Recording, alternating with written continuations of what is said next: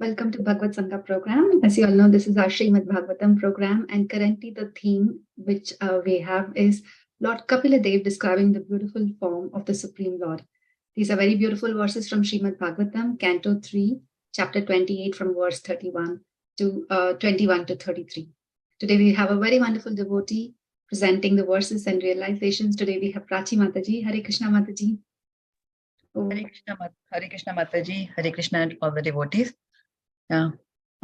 First I would like to thank Satyasara Prabhu, Jaya Mataji and Veena Mataji for giving me this wonderful opportunity to purify myself. And as Veena Mataji mentioned, today we are, you're able to see my screen, right? Yes, Mataji, we can see. Yes, Mataji. Okay, yeah. So today we are talking about Lord Kapil Dev describing the beautiful form of the Supreme Lord. There are verses in the Srimad Bhagavatam, the 3rd canto, 28 chapter, and verses from 21 to 33. There are a couple of chapters about where Lord Kapil Dev is describing Sankhya philosophy and all. So first let me start with the prayers.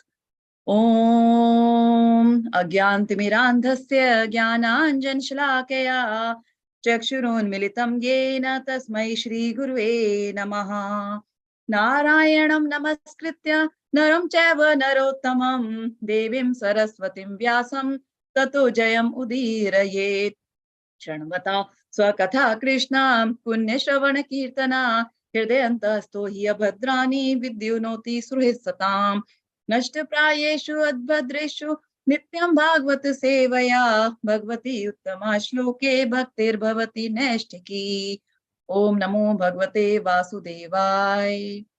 So before we go to this, the detail, let me talk about little bit about the background, who is Kapil Dev.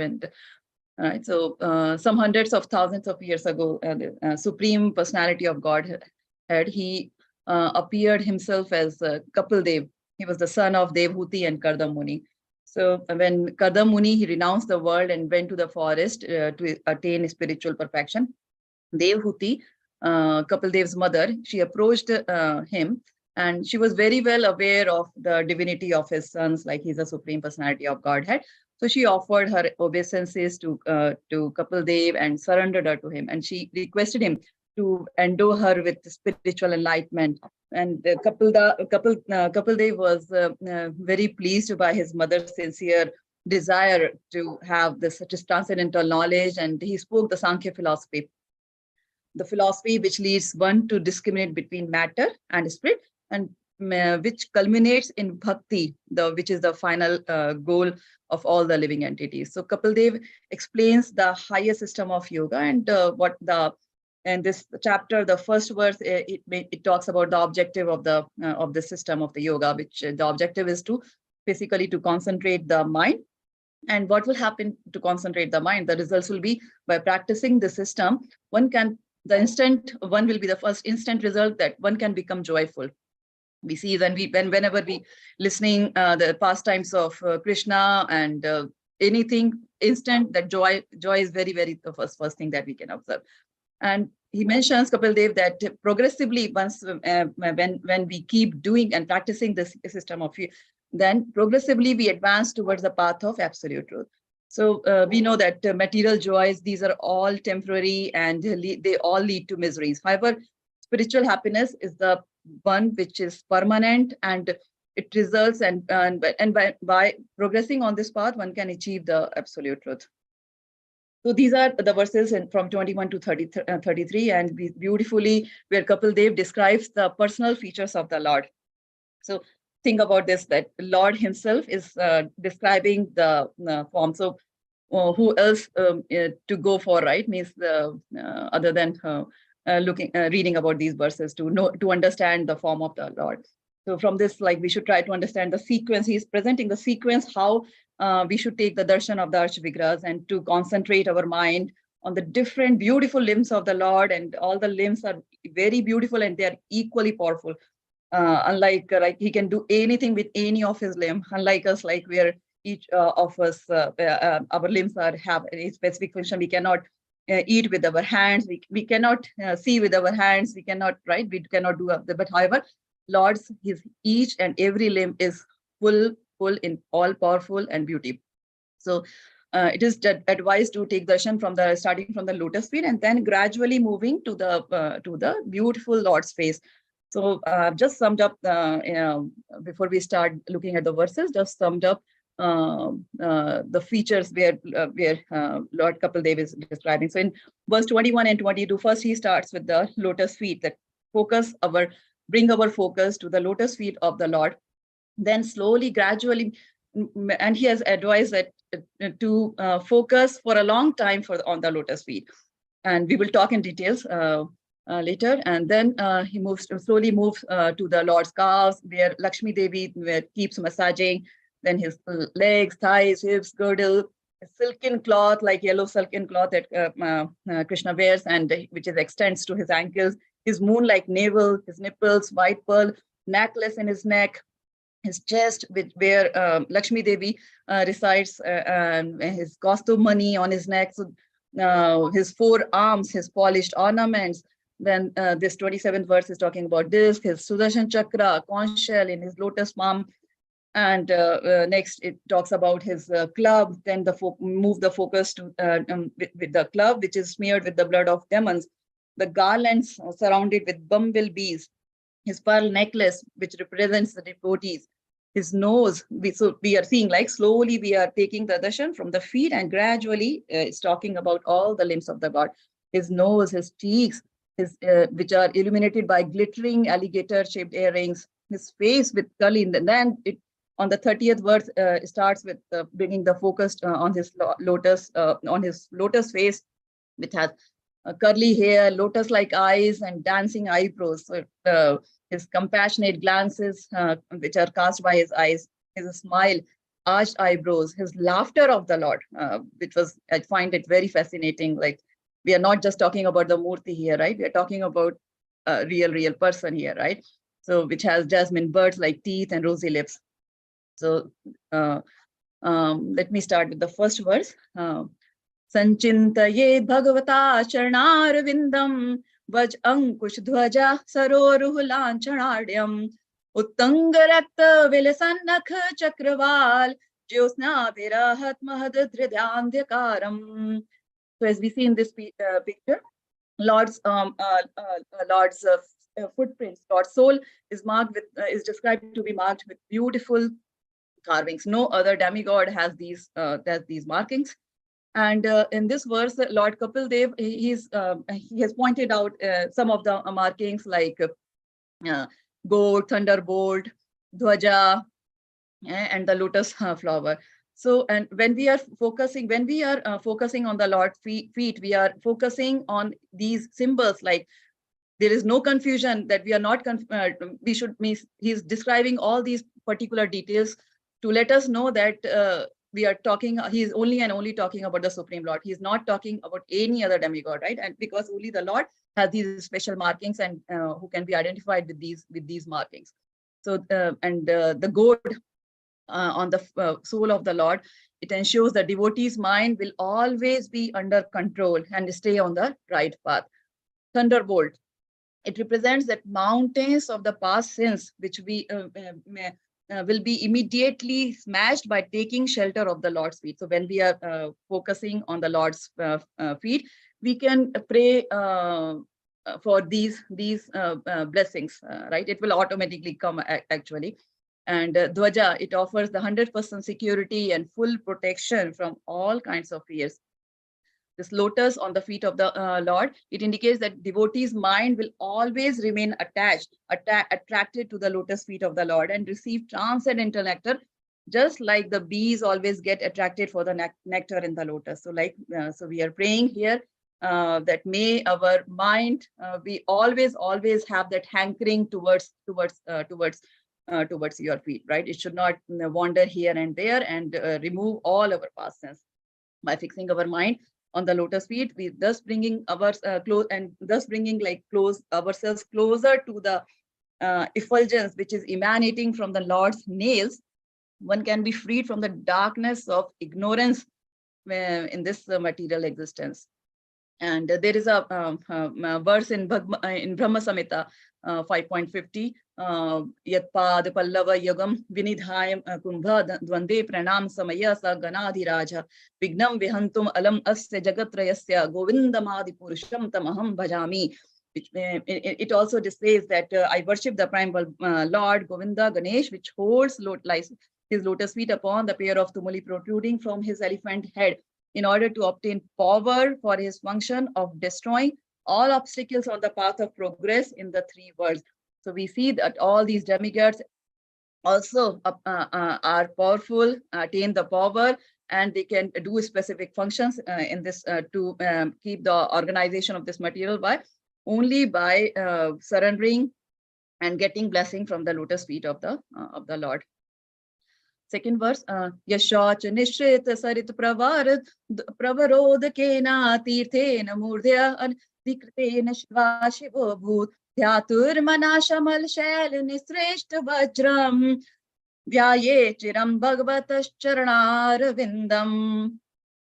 So some of the key points or reflections in this verse is like, river Ganges is the most holy river.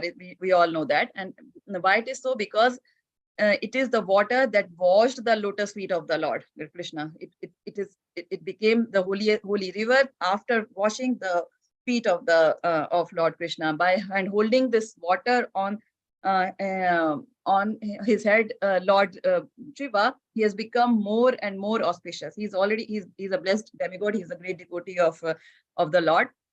But he becomes more blessed by holding this washed water on his head. And Kapila Dev is providing like all the details about whose feet he's talking about right here in every verse, right? So that our mind is not at all confused, so that we should not have any confusion, right? So one should meditate only on the lotus feet of the Supreme Personality of Lord for a very long time. And why it is so? Because we have accumulated mountains of dirt from the past lifetimes of sins, and that is stored in our minds in the form of desires. And lotus feet of Lords act as thunderbolt, right? It was mentioned in the first verse as well. It acts as the thunderbolt, and by constantly meditating on Lord's feet, all this material desires, dust of material desires, it gets easily removed. And why we are talking about like desires, like what is wrong with having the desires? In Bhagavad Gita 2.62, Krishna mentions that desires leads to attachments, and attachments, it leads to lust, and then to anger. And this is the reason we are praying to the Lord to remove all our material desires. Even the example for Dhruv Maharaj in his prayers, like he also stated that stated that the transcendental bliss which is derived from meditating on the lotus feet of the Supreme Personality of God is so unlimited that it is far beyond the stage of Brahmanand. Dhruv Maharaj had lost all the attraction of the material desires after meditating on the Lord's lotus feet for a long time. And he also mentioned in his prayers that I had been searching out some pieces of broken glass, but instead I found the most valuable jewel. I'm therefore fully satisfied. I do not wish to ask anything more from your Lordship. We see in different prayers, in different in the Bhagavatam, different prayers from Nag Patnis and Brahma's prayers, Dhruv Maharaj's prayers. So many beautiful prayers. Everyone is talking about Lord's feet and how once after attaining the shelter on the lotus feet of the Lord, there is no more to ask or aspire for. Everything already gets diminished once we get this heart, higher taste. So we see like Mayavadi's philosophy of impersonal form, that Lord is there is no form of the Lord, is just so this gets negated by when we are reading these beautiful examples of the text verses from the Bhagavatam.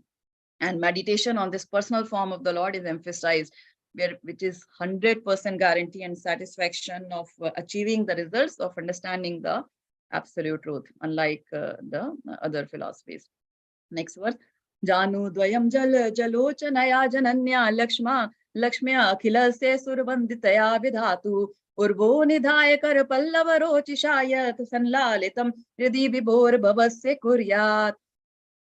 Here, Kapila Dev advises next to bring the focus on the activities of the Lakshmi Devi. So we have to, he's not asking us to focus on the Lakshmi Devi. He's asking us to focus on the activities of the Lakshmi Devi and gradually moving our focus from the feet to the calves and legs and thighs of the Lord. It is said that Lakshmi Devi is very, very chanchal. We all know, right? And she does not reside at any one place for a very long time. However, she does not never leaves the feet of the Lord and receives great pleasure in serving the Lord by constantly massaging his legs and thighs. This indicates that people who wants to please Lakshmi Devi should surrender first to Lord Vishnu, when Lakshmi Devi cannot be pleased by trying to approach her directly. This also indicates that when one should always be engaged in activities to serve the Lord. Devotional service is the only way that can help us to keep closer to the Lord, and he will protect us from all the material sufferings. In Srimad Bhagavatam, 10th canto, 31st chapter, there are beautiful verses we all know as Gopi Geet. So in the second verse, the gopis also mention about that they are Ashulk Dasika of the Lord, right? They do not desire anything in return for the love and service they offer. They are not asking, okay, I will pray this and you give me that, right? It's not that. They are Ashulk Dasika, that is why we all know gopis are considered to be the highest devotee and very, very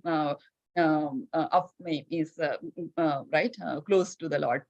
Similarly, we should always joyfully approach the Lord as a servant without desiring for anything in return. Next verse. Uru Suparna Bhujayor Adishobh Manav Ojo Nidhi Atik Kasum Bhavaso Vyalamb Pit Varvasasi Vartamana Kanchi Kalap Paririmdi Nitamb Bimbam. I will just read the translation here. Next, the yogi should fix his mind in the meditation on the personality of the Godhead's thighs, the storehouse of all energy. The Lord's thighs are whitish blue like the luster of the linseed flower and appear most graceful when the Lord is carried on the soldiers of Garud. Also, the yogi should contemplate his rounded hips, which are encircled by a girdle that rests on the exquisite yellow silk cloth that extends down to his ankles. So Kapila Dev is providing details like, okay, who is the Vahan, right? He's sitting on the Garud. He's only talking about the Supreme Personality who sits on the Garud. And we all know, right, Lord Vishnu is the one. The next is Nabi Hridam Bhuvan Kosha Guhodarastham Yatratma Nidhishan Akhil Lok Padmam Vyudam Harinmani Vrishav Sastanyor Mushya Dhyayed Dvayam Vishad Har Mayuk Gauram. So next, Kapila Dev is telling about to bring the focus and focus on the moon-like navel, his nipples, and the milk white pearl necklace on the chest of the Lord. With the understanding that he is the Supreme Father. The 14 planetary systems that make up this material universe came from the navel of the Supreme Personality of Godhead, Garbhodakshaya Vishnu. Brahmaji, and along with his abode, was also born from the navel of the Lord. And Bhagavad Gita 14.4, Bhagavan says, Sarvayonishu Kaunteya Murtiya Sambhavantiya Tasam Brahm Mad Yonirham Bij Pradhapita. It should be understood that all the species of life, O son of Kunti, are made possible by birth in material nature, and that I am the seed giving father. So we are focusing on the Lord's soul and all his limbs, and gradually bringing our concentration upwards to each of his limbs.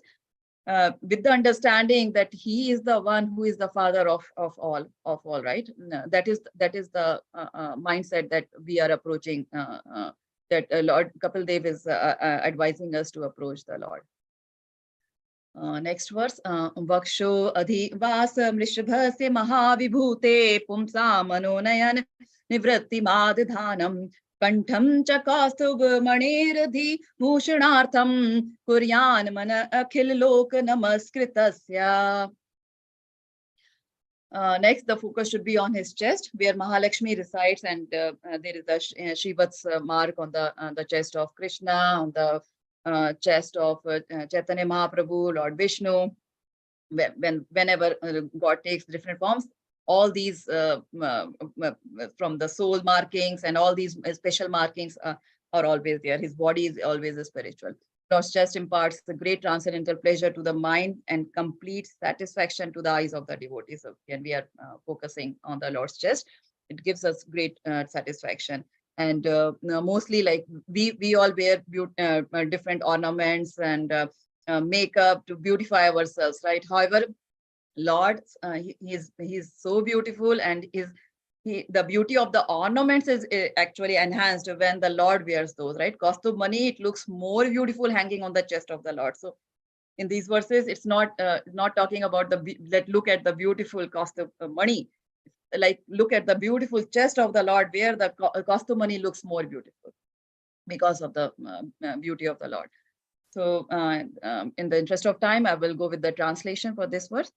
Text 27, the yogi should further meditate on the Lord's forearms, which are the source of all the powers of the demigods who control various functions of material nature.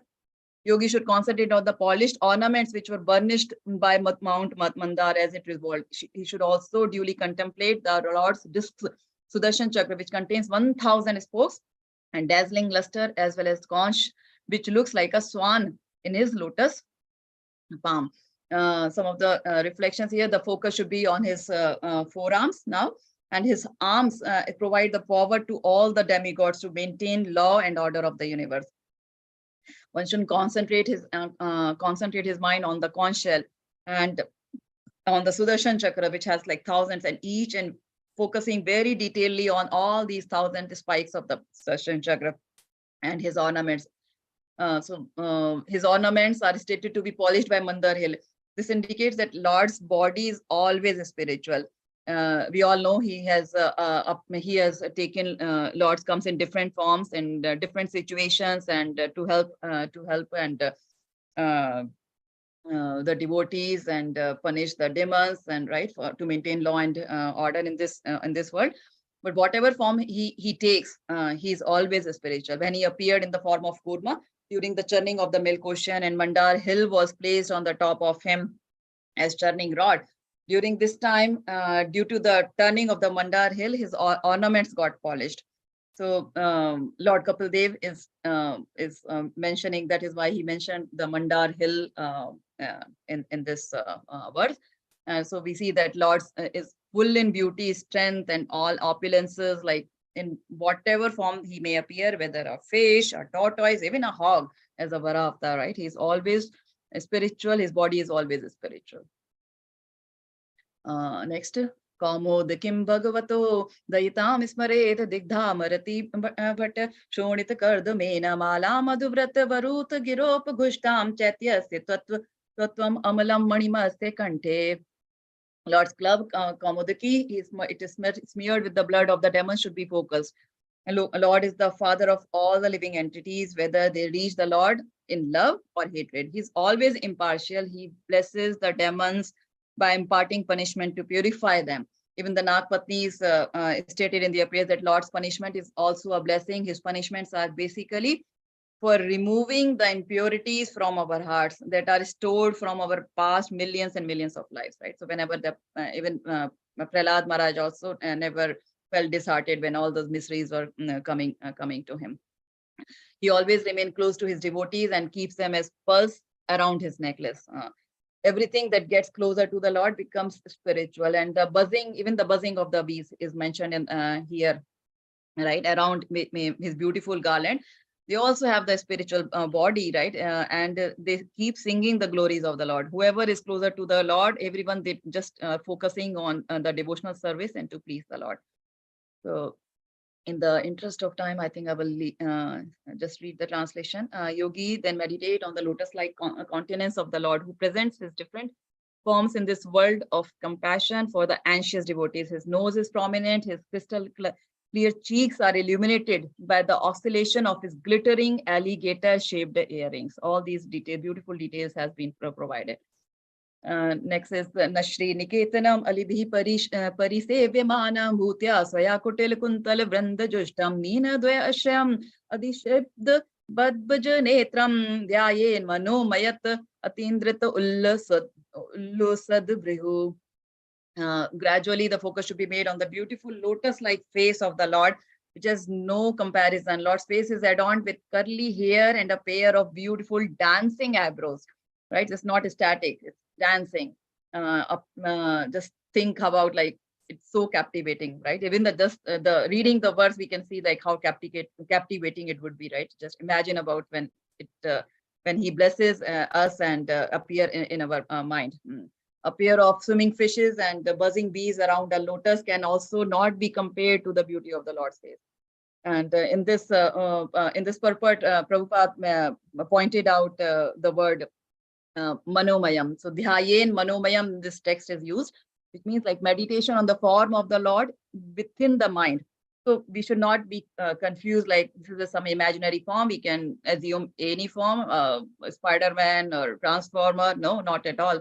This is not an imaginary form. Devotees meditate only on the form as described in the scriptures, and the same image gets carved in their mind, manomayam, when they surrender to the Lord with love and devotion. So yeah, next verse. Yogis should contemplate with full devotion the compassionate glances frequently cast by Lord's eyes, for they soothe the most fearful three agonies of His devotees. His glances, accompanied by loving smiles, are full of abundant grace. So the focus is now on his smile, his eyes, his eyebrows. And this is also a beautiful words here. I think I will read the translation. A yogi should similarly meditate on the most benevolent smile of Lord Sri Hari, a smile which for all those who bow to Him dries away the ocean of tears caused by intense grief. Yogi should also meditate on the Lord's arched eyebrows, which are manifested by His internal potency in order to charm the sex god for the good of the sages. So this verse talks about meditating on the beautiful smile and eyebrows of the Lord, and due to material attraction, false ego, and too much focus on our sense gratification, we invite actually oceans of miseries, and then we shed oceans of tears. However, by focusing on Krishna's enchanting smile, all these ocean of tears get dried up instantly. He's so beautiful, he's so merciful.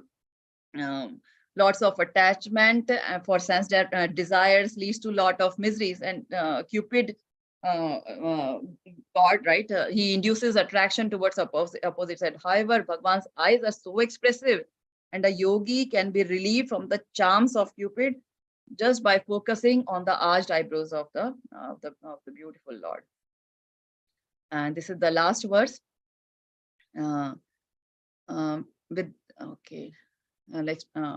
Gradually the focus should be made on the beautiful laughter of the Lord. Lord's smile is very captivating. He has splendid ruby red lips. His teeth are like jasmine birds. Once the devotee's mind is fixed on the beautiful form of the Lord, there is nothing else that can attract him. All other material attractions become worthless once the higher taste and attraction towards the beautiful form of the Lord is achieved. His teeth appears to be red due to the luster reflecting from his red lips. Yeah, in Bhagavad Gita, I think 15th chapter, right? Also, Bhagwan says like everything is illuminating in his world, right? There is no need of sun, fire, nothing. It's self-illuminating. Everything is so lustrous. Lord is a person, and his beautiful laughter is mentioned. We should not think of him as just a murti, right? Without any expression. His whole body is super attractive. And once we surrender unto him, he is so merciful. He's so Karunanidhi, Deen Dayal, right? That he protects us. He protects his devotees who surrender unto him forever. And gradually we remove all our sins and miseries, and and we develop higher taste. So with the prayer that may our mind be always be attracted in the lotus feet of the Lord. Just pray. We chant Hare Krishna, Krishna Krishna, Hare Hare, Hare Ram, Ram Ram, Hare Hare. Thank you, and please forgive me for if I have misspoke anything or hurt anyone. So Hare Krishna Mataji, that was such a beautiful presentation. So nicely you recited all the verses and covered the summary of all the verses, the key points. Very beautiful. really like the few points that devotion service is the only way that can help us close to the Lord. And only when we surrender to Lord will completely protect us. It's very important for us to remember that. So thank you, Mataji. You had very nice images as well with the summaries. With that, thank you again. Thank you, devotees, for joining the BhagavatSanga program today.